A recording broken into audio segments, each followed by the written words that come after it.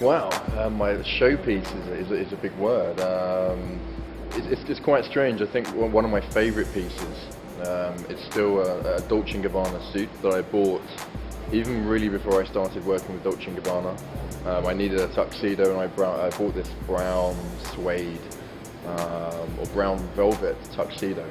And then years later, after I started working with Dolce & Gabbana, I wore this tuxedo and they said, "Is that ours?" And I said, "Yeah, I wore it before I worked with you." And I think there's only 12 made in the world, and Stefano Gabbana had the same suit made for him as well. So that's still special because for some reason, I think sometimes when you put stuff out in the universe of buying, and you always wanted to work at Dolce & Gabbana, and that came ahead with us working together. So that's still a special little thing. But I mean, I have so many suits now. It's my thing. I have so many Stavro suits and bespoke.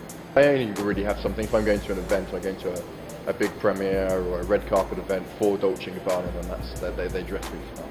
It's quite weird as a model and being in fashion. Then kind of all the comments are about your appearance, I think, especially being a model. So that's what people comment on.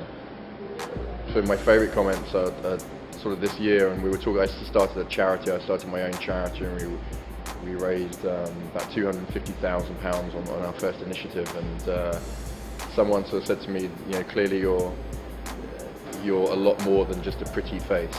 And actually, sort of stuff like that is, a lot of people don't use their sort of their, I don't know, sort of their fame or their status for the good of other people, and I try to do that, and a lot of other people do that, and it's nice to be noticed when you do it in some ways, and that you are sort of trying to help others and the less fortunate. So yeah, it was a nice compliment. We had the initiative straight away, and it's with Comic Relief. It's a big charity in the UK, and my charity is called the Blue Steel Appeal. And I have about 3 or 4 charities. So yeah, we're looking, instead of just doing sort of a one monthly sort of initiative, to have something so it spreads out through the whole year and kind of runs itself in many ways. So yeah, it was a lot of work, but worth it.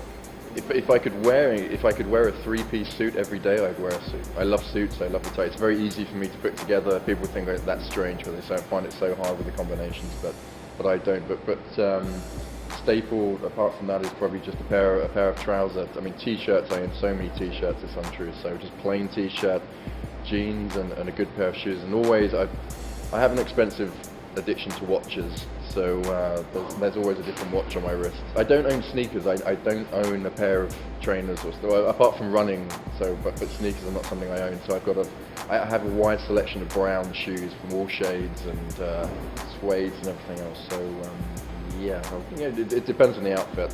It's funny, I kind of sometimes match my watch strap to my shoes or my belt and go that far. They're pretty sort of monochrome colours in some ways, and pretty dark. So it's either a white or a black or a grey. It's nothing too adventurous. There might be a salmon in there for summer, or a pink, or a yellow or something, but nothing too. But only for the pastel colours. So nothing too adventurous, and no logos or anything, or no.